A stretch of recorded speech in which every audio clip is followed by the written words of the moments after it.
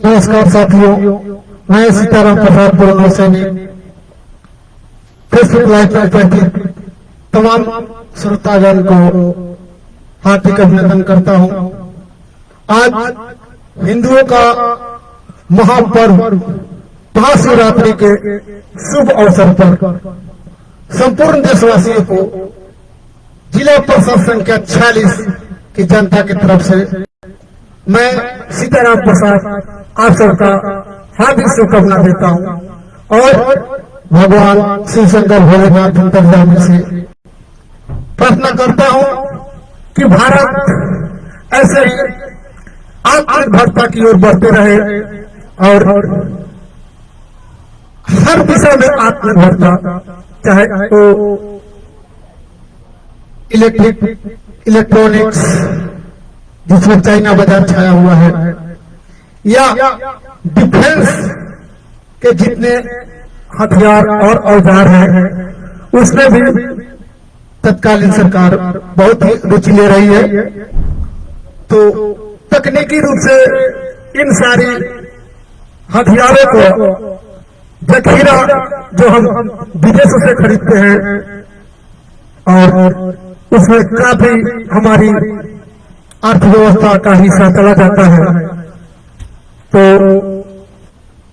मां सरस्वती, महादेव और मां दुर्गे की असीम कृपा हमारे देश पर हो और हमारे देश के अंदर ही अब्दुल कलाम आजाद सरीखे वैज्ञानिक पैदा हो, जो परमाणु संपन्न जिन्होंने हमारे देश को बना करके आज संयुक्त राष्ट्र के उन 5 सदस्यों के लाइन में खड़ा कर दिया, ताकतवर राष्ट्र में खड़ा कर दिया, जहां पे America, Russia, China, France, Britain था है। साथियों, और आने वाले दिन में भारत को डिफेंस सेक्टर में आत्मनिर्भरता की अत्यंत जरूरी है, क्योंकि आज जो यूक्रेन की हालत है इसका एकमात्र बताना चाह रहा हूं कि अति रूपे न वैसिता, अति गर्वे न रावना, अति धनात् बलि भर देव, अतः अति सर्वत्र बढ़ जाते। जिस प्रकार अति उत्साह में व्लादिमीर ज़ेलेंस्की यूक्रेन का राष्ट्रपति फैसला लिया, हवा का रुख नहीं भापा, देश किसी को अपना सर्वोच्च पद के लिए इसलिए निर्वाचित करती है कि ये परिवार न चलाए, देश चलाए। देश कैसे चलाए? पूरा देश का रुख देख के चलाए। लेकिन अति उत्साह में अति भरोसा पर अति किया, उसने किसे भरोसा किया? नाटो देश पर। मेरे पीछे 29 कंट्री है, लेकिन एक बिहार में कहावत है कि घर दही तो बाहर दही। मतलब यदि आप खुद अपने अंदर से मजबूत है, अपने घर से मजबूत है, अपने परिवार से मजबूत है, तभी बाहर वाला आपका सपोर्ट करता है। अक्सर मुझे याद आता है कि जब हम लोग गांव में कबड्डी खेले जाते थे या कहीं पे फुटबॉल या क्रिकेट मैच खेले जाते थे, तो वहां अक्सर झगड़ा होता था। तो जो मजबूत रहता था उसके पक्ष में कोई नहीं बोलता था, और जो कमजोर आता था उसके पक्ष में ऐसा झगड़ा करना हम लोग है ना पीछे, क्योंकि वो जैसे देखना चाहता था कि ये सामने वाले का कितना ताकत है, और अपने न लड़ करके उसको उत्साह देता था। और जैसे वो मारपीट शुरू हो जाता, उसको पटक के जब कलेजा पर चढ़ जाता है, सारे चढ़ाने वाले भाग जाते हैं। आज वही स्थिति है अमेरिका महीनों से नहीं, 2 साल से यूरोपियन कंट्री पीछे पड़ा हुआ है। हम यूक्रेन को अपने साथ मिलाएंगे, अपने साथ रखेंगे, नाटो का सदस्य बनाएंगे। अरे बोल क्यों रहे भाई, मिलाना है तो मिला लो, क्या लगता है, प्रस्ताव पारित करो, मिला लो, 200 क्यों लगा। और ये जेलेंस्की को सोचना चाहिए कि 2 साल से प्रक्रिया ही चल रही है मिलाने का। मैं गांव में सब देखा हूं कि जो ऐसे लड़ाने वाले का तो उदाहरण दे दिया कि जैसे आप चढ़ाने पे लड़ गए वो छोड़ के भाग गया। लेकिन ऐसा भी उदाहरण है कि यदि आपका कोई साचा दोस्त है और वो दोस्त घर पे मौजूद नहीं है और उसके परिवार के साथ कोई झगड़ा कर रहा है, मारपीट कर रहा है, वो बिना सोचे समझे झगड़ा में कूद करके और दुश्मन को धरसाई करता है। ऐसा भी उदाहरण देखने को मिला है। जैसा हमारे साथ, हमारे मतलब इंडिया के साथ पाक से जब युद्ध चल रहा था तो अमेरिका धमकी दिया कि हम इंडिया पर परमाणु बम छोड़ेंगे और अपना 7वां ड्राइव का वहां से चलने का धमकी दिया। लेकिन रसिया एक पल की देरी किए बगैर, एक पल की देरी किए बगैर हिंदुस्तान के पक्ष में, तब हिंदुस्तान का जो डिफेंस इतनी मजबूत है आर्थिक स्थिति से लेकर डिफेंस, इसकी अपेक्षा लगभग 20 गुना कम थी। लेकिन रसिया एक सच्चा दोस्त के माफी हमारे पीठ पे खड़ा रहा, समंदर में अपने सबमरीन उतार दिया कि बोला कि आप भेजो, सारा सबमरीन आपका सारा जो परमाणु हथियार है वो समुद्र के बीच में मैं दफन कर दूंगा आपका 7वां बेड़ा। और अमेरिका धराशायी हो गया। युद्ध में अक्सर क्या होता है, मनोबल का जीत और हार होता है, मनोबल का जीत और हार होता है। और वो लड़ाई लड़ने की जरूरत नहीं पड़ी, अमेरिका अपनी सेना उधर से वापस कर। और दोस्तों, रसिया हमारा स्वाभाविक मित्र है और एक बार नहीं, लगभग 10 बार रसिया ने साबित किया कि हिंदुस्तान हमारा स्वाभाविक मित्र है। चाहे 1962 हो, 1965 हो, 1971 हो, जितनी भी छोटे बड़े लड़ाइयां लड़ी गई हो या कोई मुद्दा हो, यूएनओ में का कोई मुद्दा हो, चाइना के अगेंस्ट या पाकिस्तान के अगेंस्ट या सुरक्षा परिषद में परमानेंट सदस्य के लिए रसिया एक पैर पे खड़ा रह करके भारत का मदद किया है। ये समय का मांग था, समय का बदलाव था, जिसमें भारतीय नेतृत्व ने दुनिया में अपना प्रतिस्पर्धा कायम रखने के लिए, वर्ल्ड वाइड अपना छवि बनाने के लिए अमेरिका के साथ अपनी दोस्ती बढ़ाई। लेकिन बहुत ही संतुलित ढंग से अमेरिका के साथ दोस्ती तो बढ़ाई, लेकिन किसी भी दबाव में उन्होंने रसिया के अगेंस्ट में या फ्रांस के अगेंस्ट में या अपने हित के अगेंस्ट में नहीं झुका। क्योंकि जब राफेल का डील हो रहा था तब पर भी रसिया का, तब भी अमेरिका का दबाव आया, नहीं झुका।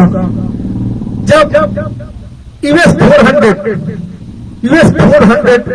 का जब डील हो रहा था रसिया के साथ, तब पर भी दबाव आया कि हम सैंक्शन लगा देंगे, लेकिन भारत नहीं झुका। बोला कि मुझे अपना आत्मनिर्भर बनने का, मुझे अपना फैसला लेने का अधिकार है, आपको जो करना है कीजिए, लेकिन मैं एक स्वतंत्र राष्ट्र और मैं डील किससे करूं, नहीं करूं, ये फैसला मैं स्वयं करूंगा। और S-400 मिसाइल जो सुरक्षा कवच बना हुआ है, जिसके बदौलत हम चाइना के सामने भी सीना तान खड़े हैं, पाकिस्तान के सामने भी सीना तान खड़े हैं, और वो विश्व के हर दुश्मन देश के साथ सीना तान खड़े हैं और हम किसी के भी दबाव में, आज का भी स्थिति वही है कि ना तो हम यूक्रेन के विपक्ष में और ना तो रसिया के विपक्ष में, दोनों के बीच में हम न्यूट्रल है और हमारा देश भी गुट निरपेक्ष देश के नाम में से जाना जाता है।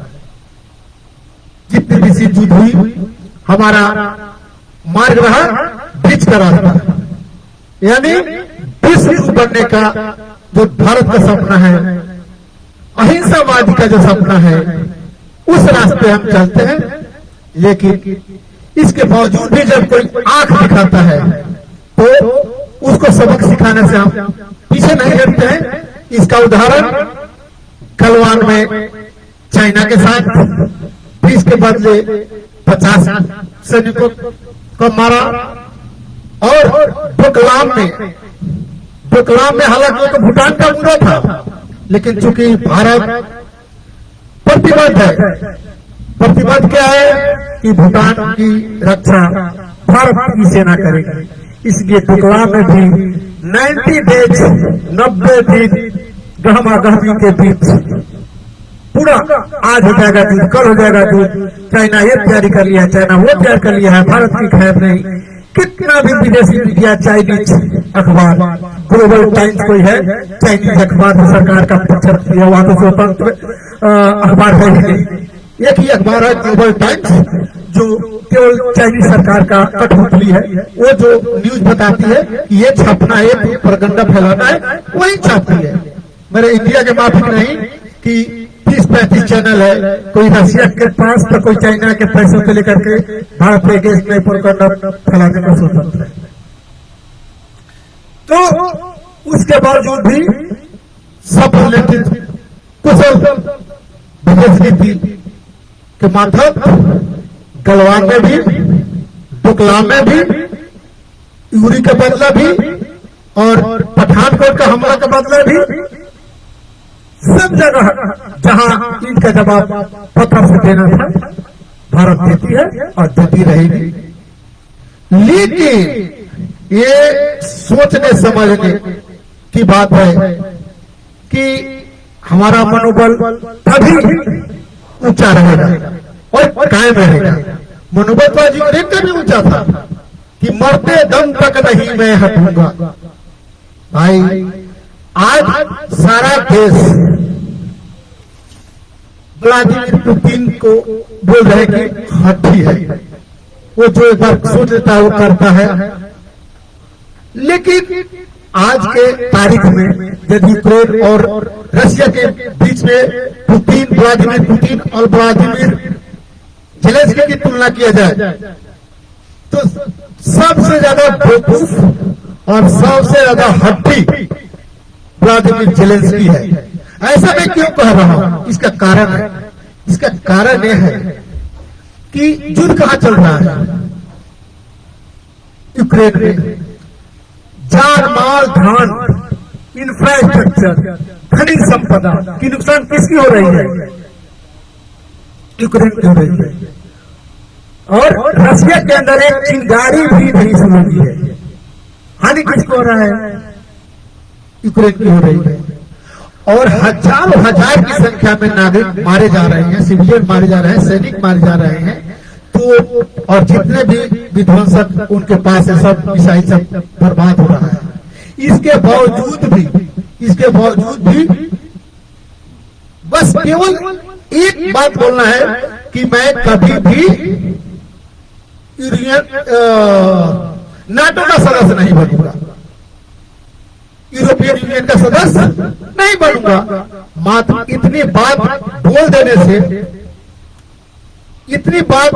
से रसिया नहीं करता अटैक। और यदि आपको इतना ही विश्वास था कि नाटो मेरे पीछे आएगा, नाटो पीछे आएगा, भाई 6 दिन तो हो गया, कहां पीछे आ रहा है? आप खुद सोच के देखिए कि जब इतना बड़ा महाशक्ति अमेरिका है, फ्रांस है, जर्मनी है, ब्रिटेन है, अभी कुछ दिन पहले 3-4 महीना पहले ब्रिटेन का बहुत बड़ा एयरक्राफ्ट को रसिया घेर लिया था सागर में। वहां उसकी कहां गई थी तब नाटो का कोई भी कंट्री सामने नहीं आई। भाई जब तक आप मजबूत है तभी तक कोई साथ देगा, आप खाली है कोई साथ नहीं देगा। सब बाहर से देखेंगे और तमाशा देखेंगे, और यदि तमाशा देखने में भी आपको संतुष्टि नहीं मिलेगी तो वो तमाशा देखने के लिए भी खड़ा रहेगा, जो भाग जाएगा। मैं चैलेंज करता हूं कि नाटो के जो 29 कंट्री है उसमें भी छोटे किसी कंट्री पर कोई धावा बोलता है अमेरिका नहीं जाएगी, नहीं जाएगी, नहीं जाएगी। और नहीं तो आज जब जाता मान लिया ना, वो तो आत्मसमर्पण है, 2 साल से कर रहा है यूक्रेन कि मैं नाटो का सदस्य हूं, मेरे को बना लो, मेरे को बना लो। अरे दोस्त को बोलना पड़ेगा कि भाई मैं कलेजा सीख के दिखाऊं कि मैं तुम्हारा दोस्त हूं, नहीं दिखाना पड़ता है। दोस्त है तो है, लेकिन दोस्त है ही नहीं। वो केवल दोस्ती का नाटक करके यूक्रेन में जितनी भी खनिज संपदा है उस खनिज संपदा पर यूरोपियन यूनियन अपना अधिकार चाहता है, अपना हित साधना चाहता है। और बोलते हैं ना कि आम के आम और गुठली के दाम। एक तो नाटो का सदस्य बना करके वहां के खनिज संपदा पे यूरोपियन यूनियन का अप्रोक्ष रूप से कब्जा हो जाएगा। दूसरा, रसिया भविष्य में दूसरा महाशक्ति न बन जाए, इसलिए रसिया के मुहाने पर 30 कंट्री जो मिलकर के अपना सेना वहां लगा देंगे। दोस्तों, मैं किसी का पक्ष एकदम खुलेआम रखना चाह रहा हूं और इसको इतना पारदर्शिता के साथ बताना चाह रहा हूं, यदि आप ईमानदारी से सोचेंगे तो आपको बहुत ही सुंदर उदाहरण लगेगा। मान लीजिए आप रह रहे हैं जिस घर में, उसके घर के सामने आपका पड़ोसी रह रहा है, ठीक है। वो अपने दरवाजे पर कूड़ा रखता है, गंदा कूड़ा रखता है, स्मेल आता है। 1 दिन, 2 दिन, 3 दिन, 4 दिन, 5 दिन आप बर्दाश्त करके चले जाएंगे। आपको बर्दाश्त करने की जरूरत क्या है? वो अपने रखा हुआ जगह पे, अपना दरवाजे पे रखा है, आपका वहां इसे पता ही नहीं, लेकिन आपको गुस्सा आता है। क्यों? महक आता है, इसलिए गुस्सा आता है। दूसरी बात, आपका किसी से झगड़ा हुआ है अपना पड़ोसी के बाहर, गांव से या दूसरे परिवार से, और आपका जो पड़ोसी है सामने वाला, वो उसको अपने घर में बैठा के रखता है, दरवाजे में बैठा के रखता है। आपको क्या दिमाग में खटकेगा? वो रख तो रहा है अपने घर, रख तो रहा है अपने दरवाजे पे, लेकिन आपके दिमाग में क्या होगा कि ये पक्का ये दोनों मिलकर के मेरे पे अटैक करेगा, हमला करेगा, भले करने वाला हो चाहे नहीं। और ऐसा अक्सर होता है तभी जब ऐसा होने वाला होता है। तो जब आप वो भी बात है, आपका दरवाजा है, बगल में उसका पड़ोसी का दरवाजा है, गांव की बात बता रहा हूं, और आपका घर पश्चिम की तरफ है, उनका घर पूरब की तरफ है, हवा चल रहा है पश्चिम की ओर, और आप उसी समय जो धान कटाई हुआ उसको सोनी करना शुरू कर दीजिए, तो सारा भूसा, सारा गंदगी कहाँ जाएगा? आपके घर, आपके दरवाजे पर, आप जहां बैठे वहां पे आएगा। कर तो रहा अपना घर में काम, अपना जमीन पे काम, लेकिन पूरा सब किस पे डाल रहा है? आपको भी डाल रहा है। आप रुकेंगे नहीं? रोकेंगे कि नहीं रोकेंगे? यदि कमजोर होंगे जाकर प्यार से बात कीजिएगा, मजबूत होंगे तब अभी प्यार से बात कीजिएगा, नहीं मानेगा तब कमजोर होंगे तो थाने में जाइएगा, पंचायत में जाइएगा, और मजबूत होगा तो पकड़ के फिर कला तोड़िएगा, गर्दन मोड़िएगा। यही तो लड़ाई है, यही तो लड़ाई है। अब ये देखिए कि 1991 से पहले जो यूएसएसआर थे, उसी का ही शायद 15 कंट्री थे। 14 कंट्री 15 कंट्री मिलाकर के रसिया। और आज अब दूसरे के बहकाव में आकर के रसिया के गर्दन के ऊपर आप अमेरिका का बंदूक टालना चाह रहे हैं, टनवाना चाह रहे हैं। तो जब एक छोटा कंट्री होकर के आप बोल सकते हैं कि मैं तो स्वतंत्र हूं अपना डिसीजन लेने के लिए, कि मैं स्वतंत्र राष्ट्र कर्तव्य है, जिसके साथ जाए जिसके साथ रहे, ठीक है।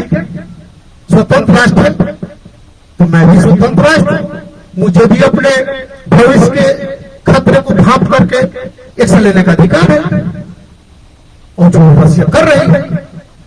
दूसरी तरफ रसिया की मजबूरी है, रसिया नहीं चाहता है कि हम वार में फंस के और अपना जो आर्थिक स्थिति उसमें कितने सैंक्शन लगे, रोज करोड़ों बिलियन डॉलर का उसको नुकसान हो रहा है। आर्थिक स्थिति से, आर्थिक दृष्टि से पूरी तरह पिछड़ रहा है, लेकिन इसके बावजूद भी वो 10 साल बाद बर्बाद होगा कि नहीं होगा, लेकिन वो आज की बर्बादी पे ध्यान नहीं दिया, हो सकता है कल बर्बाद हो जाए। और यही कारण है कि लाख सैंक्शन के बावजूद भी वो मानने को तैयार नहीं है कि जो 10 साल पहले बाद में बर्बाद हो, हम आज ही क्यों नहीं इसका दवा, इसका इलाज ढूंढते।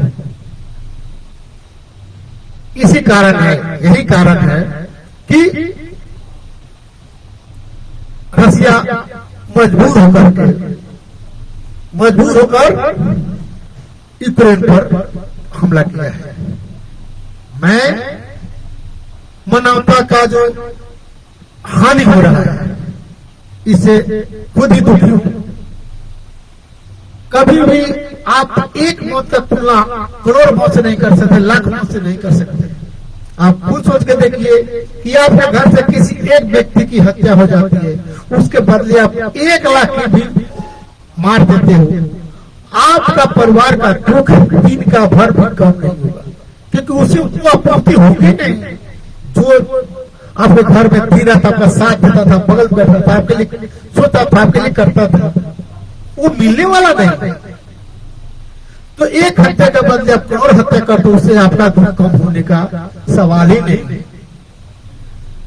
लेकिन ये सोचना किसको चाहिए था, ये सोच रखना चाहिए जेलेंस्की को कि जब तक धमकी था तब तक तो कोई बात नहीं, लेकिन जब धरातल पर उतर करके रसिया अटैक करना शुरू किया, जान माल के नुकसान कर रही है, मैं तो कहूंगा कि जेलेंस्की अपने लोगों से प्यार नहीं करता है। यदि प्यार करता तो कम से कम डिक्लेयर नहीं हुआ है, लेकिन कम से कम 3 से 4 हजार सिविलियन मारे गए हैं अभी तक, और अभी तक उसको सरेंडर कर देना चाहिए। और अभी तक यदि करना होता तो नाटो खड़ा होकर के सामने आ गया होता, इतना इंतजार नहीं करते। और बस 2-3 दिन के अंदर में दूसरी बात है कि रसिया बहुत चालाकी से युद्ध कर रहा है। उसको मालूम है कि जो मैं बर्बाद कर रहा हूं यूक्रेन में, उसको रिकंस्ट्रक्शन में मुझे ही करना है, इसीलिए वो नुकसान को बचाना चाह रहा है। वरना जो बिना अवरोध के लगभग ना के बराबर अवरोध को झेलते हुए कीव शहर पे 3 दिन में 2 दिन के पास आ गए। हार्ट ऑफ कंट्री होता है राजधानी, कैपिटल जो यूक्रेन की राजधानी है, चारों तरफ से घिर चुका है। जब इसके पास रेजिस्टेंस होता यूक्रेन के पास, तो इतनी जल्दी, मैं मानता हूं कि 10 गुना ज्यादा शक्तिशाली है रसिया, लेकिन इतनी जल्दी वो राजधानी के पास नहीं पहुंच पाता। और विदेशी मीडिया प्रोपेगेंडा फैला रही है कि रसिया का 5,000 सेना मारा गया, 5,000 तक अभी बताया रहा है, 4500 बता रहा है। और खुद यूक्रेन के राष्ट्रपति जेलेंस्की बोला कि 5,800 रशियन ट्रूप्स को हमने मार दिया है। हकीकत क्या है, चारों तरफ से घिर चुका है। यूक्रेन का सबसे महत्वपूर्ण 10 शहर पूरी तरह बर्बाद कर चुका है। और कीव का भी लगभग जितना भी सप्लाई है, राशन सप्लाई का हो, पानी सप्लाई का हो, इलेक्ट्रिसिटी हो, लगभग सब को काटने का काम अभी कल या परसों तक हो जाएगा। और अंततः मुझे तो लग रहा है कि जेलेंस्की वहां से भाग चुका है, बता नहीं रहा है, डिक्लेयर नहीं कर रहा है, या है भी तो समझदारी के काम नहीं कर रहा है। क्योंकि मैं 7-8 दिन पहले, मैं कोई बड़ा आदमी नहीं हूं, लेकिन 7-8 दिन पहले पोस्ट में डाला था कि परिस्थिति के अनुसार समझौता करना कायरता नहीं है। यदि परिस्थिति वैसा बन गया है तो वहां समझौता करना कायरता नहीं है, और परिस्थिति के अनुसार समझौता न करना मूर्खता नहीं, बहादुरी है, आत्मसम्मान है, दोनों है। परिस्थिति आपको देखना है कि मैं यदि अकेले हूं और कोई भीड़ गया है चारों तरफ से, वहां आपको समझौता करके अपना बचना है। जान है तो जहान है, आप बचे रहेंगे तो फिर आप कर सकते हैं, रिगेट कर सकते हैं। यदि जेलेंस्की को इतना ही था, अपना पूरी तैयारी करता, पूरी सब कुछ ठीक ठाक कर लेता, पूरा नाटो का सदस्य बन जाता, जाकर के नाटो कार्यालय में, उसके बाद जाके हम डिक्लेयर करता, ताकि जैसे इस पे हमला होता नाटो खड़ी हो जाती। लेकिन नाटो इनको शामिल करना ही नहीं चाहता है, वो अपना साख बचाने के लिए रसिया से दूर रह करके माइंड गेम खेल रहा था, ताकि रसिया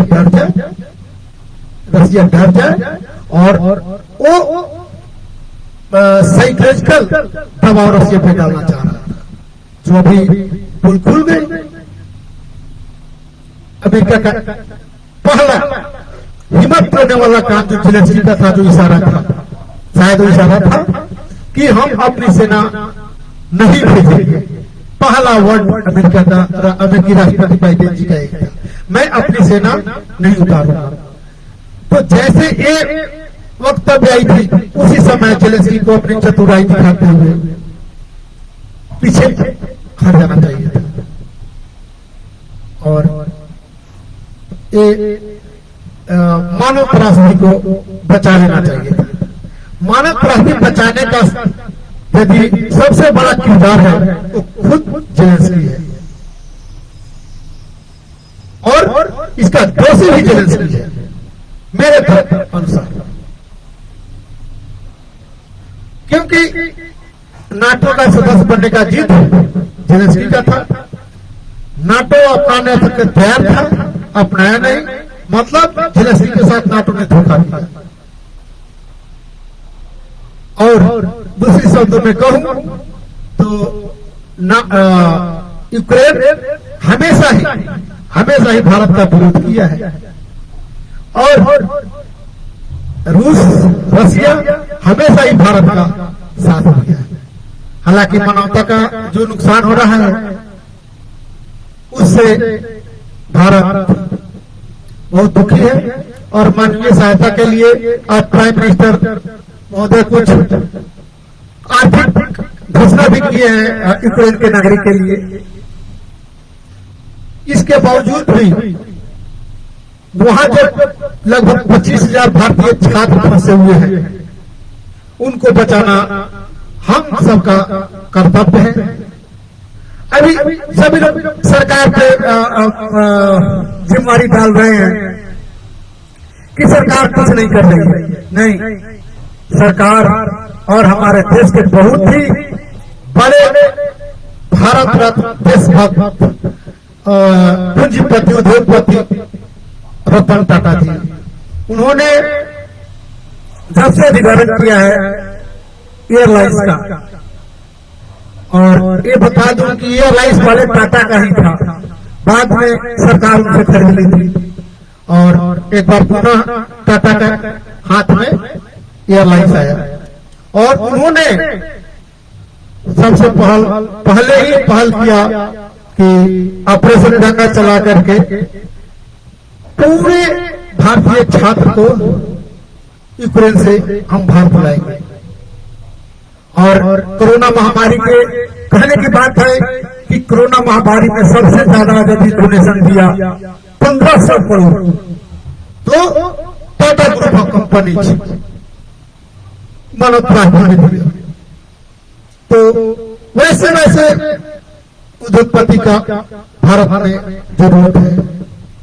अब हुआ कि भाई फंसा क्यों है? फंसा इसलिए है कि तिरंगा दिखाने पर या भारत माता की जय बोलने पे तो रशिया अलाउ कर रही है भारतीय छात्र को निकलने के, लेकिन यूक्रेन भारतीय छात्र को या पाकिस्तानी छात्र को या यन कंट्री के छात्र को सुरक्षा कवच के रूप में दिख रही है कि जब तक भारतीय छात्र हमारे साथ रहेंगे रशिया परमाणु हमला नहीं करेगी या कोई बड़ा हमला नहीं करेगी।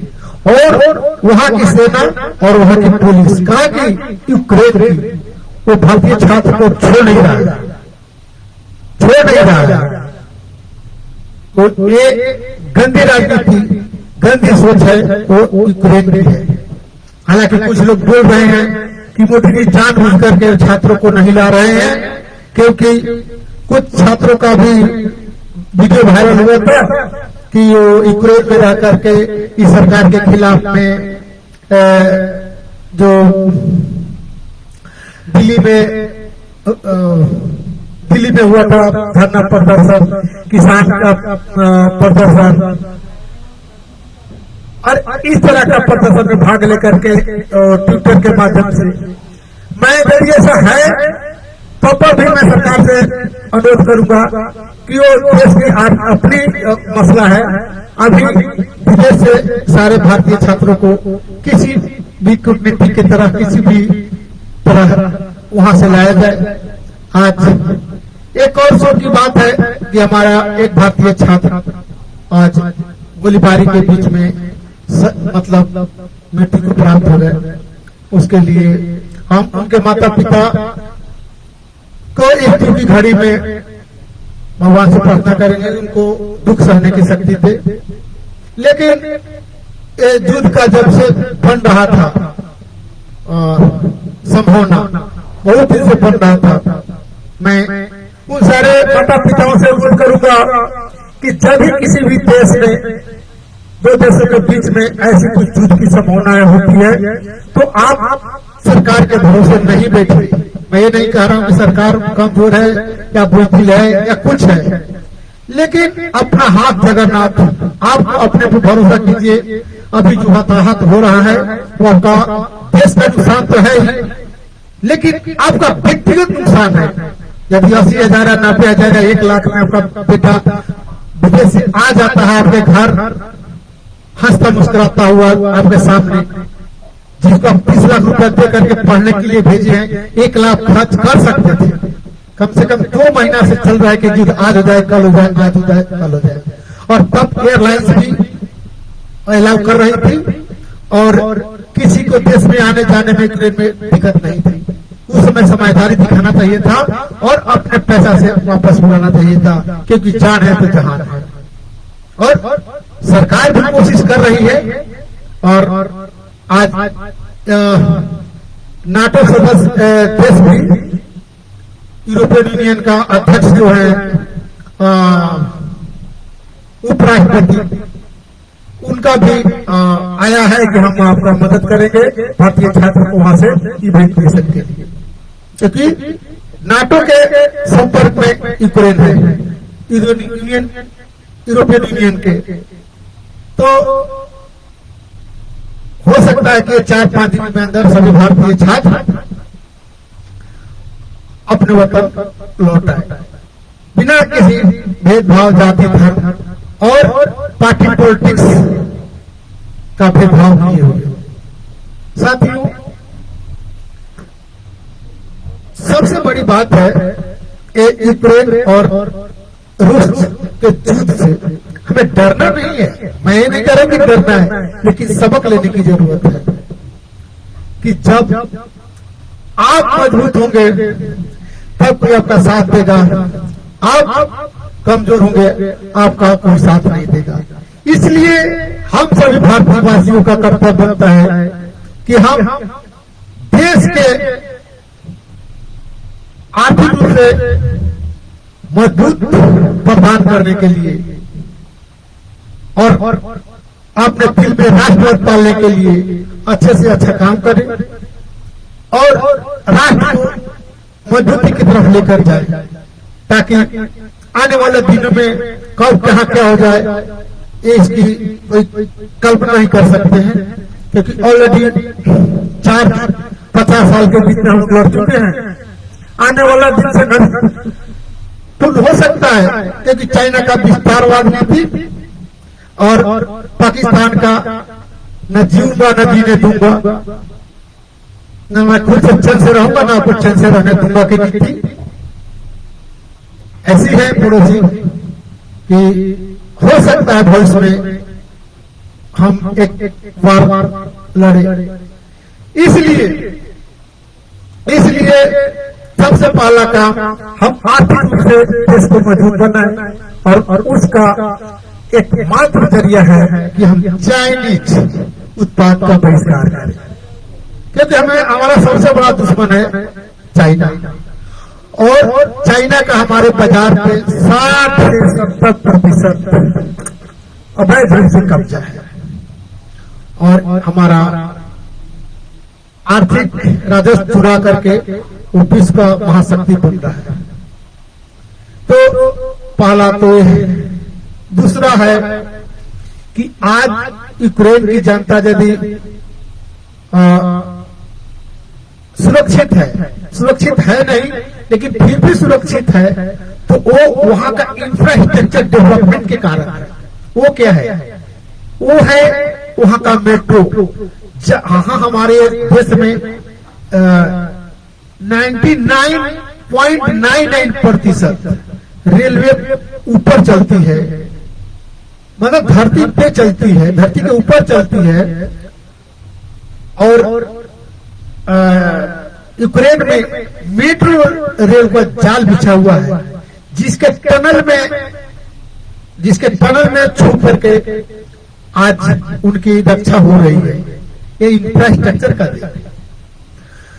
तो इसलिए जितने भी सीमावर्ती चाइना से सटे हुए राज्य हैं, एहतियातन तौर पर फायदेमंद भी है कि वहां की सरकारें वहां के शहर, एटलीस्ट शहरी क्षेत्र में एक योजना लाए कि जो भी घर बन रहा है उसका एक तल भूतल में होना चाहिए, और उसके लिए सरकार सब्सिडी दे और इसको रिवाज करे, ताकि एक तो धरती का उपयोग होगा, दूसरा जब हमारा युद्ध किसी से होगा उस परिस्थिति में सबसे बड़ा कारण होता है हताहत लोगों का होने का, भगदड़ मचती है एक जगह से दूसरी जगह ट्रांसपोर्टेशन करने में। एक तो खर्च होता है, दूसरी भगदड़ मचती है, लोग अपने घर छोड़ के जाना नहीं चाहते, तब तक अटैक हो जाते हैं। तो यदि भूतल के नीचे एक तल रहेगा तो मिसाइल अटैक और इस तरह से किसी भी प्रकार से हम बचेंगे।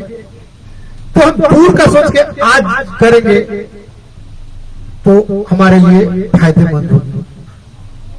और ये जितने भी सीमावर्ती राज्य है, बिहार है, ये सिक्किम है, मणिपुर है,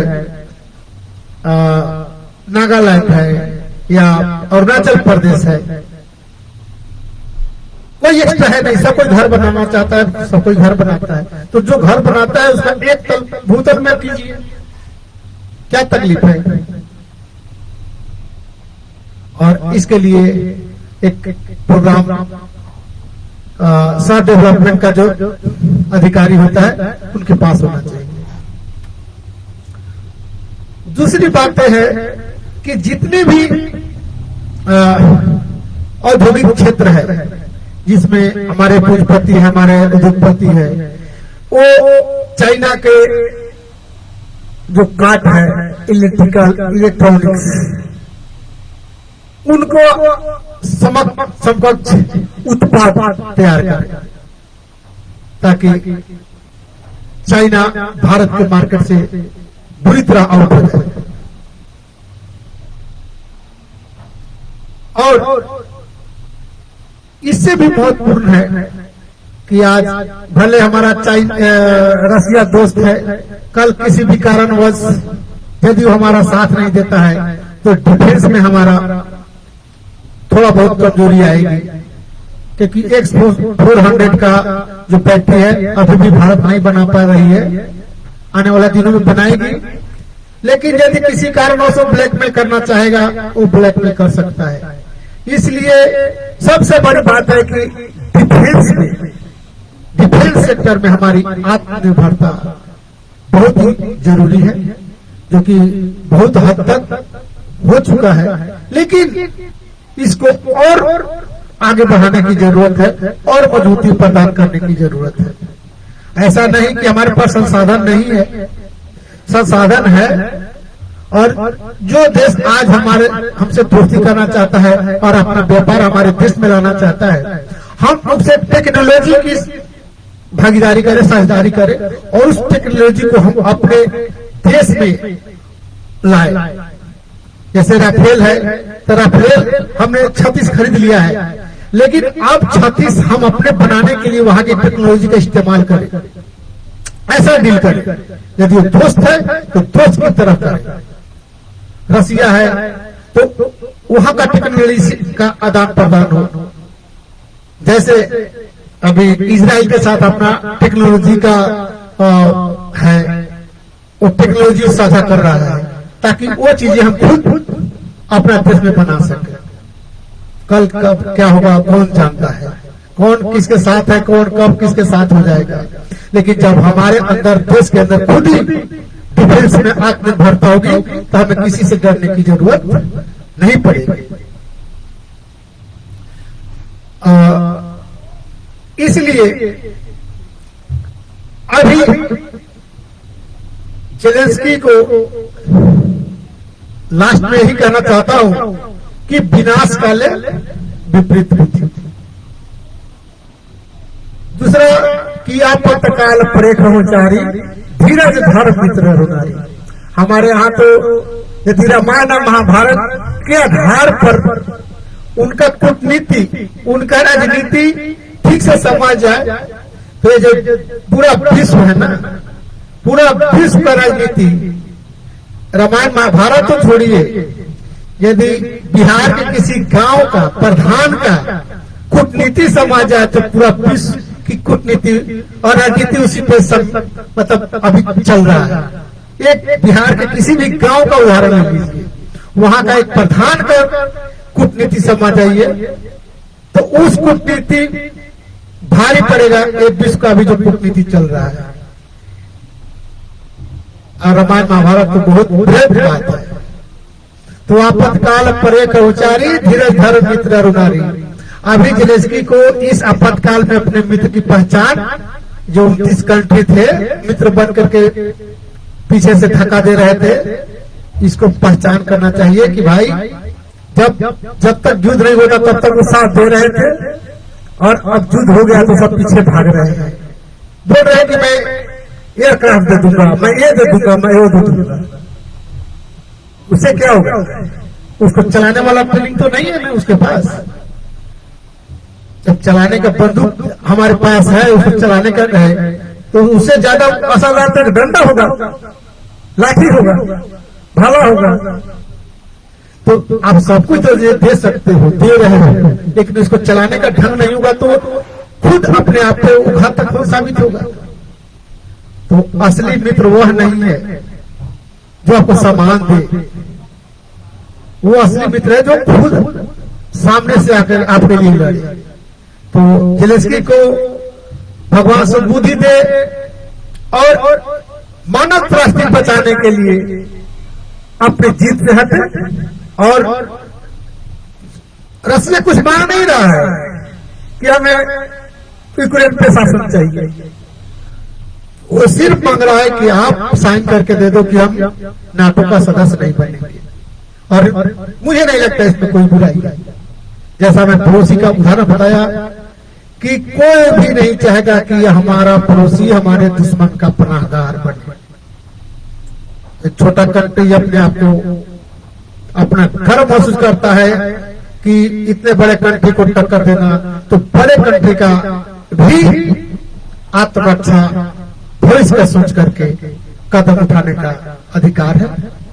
और अंत में मैं इन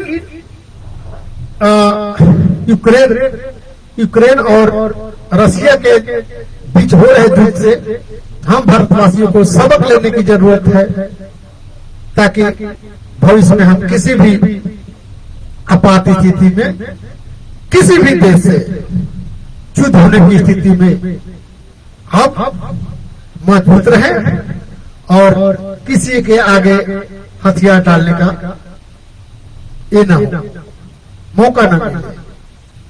और जिस प्रकार डॉक्टर अबुल कलाम आजाद आज हमें विश्व के 5 सिरमौर देशों के पंक्ति में खड़ा किया है, हमारे देश के नौनिहाल बच्चों इतना टेक्नोलॉजी में आगे बढ़े, इतने अपने दिमाग लगाए कि विश्व में नंबर 1 का ताज वैज्ञानिक दृष्टि क्षेत्र में लाए, इतना उन्नत किस्म का डिफेंस सौदा, डिफेंस हथियार बनाए, रक्षा हथियार बनाए कि विश्व इसका लोहा माने। और ऐसा चल रहा है, लेकिन इसे और उन्नत बनाए। और एक बार पुनः महाशिवरात्रि के अवसर पर संपूर्ण भारतवासियों को मैं सीताराम प्रसाद हार्दिक शुभकामनाएं देता हूं और संपूर्ण भारतवासियों को सुखी संपन्न और निर्भीक निडर और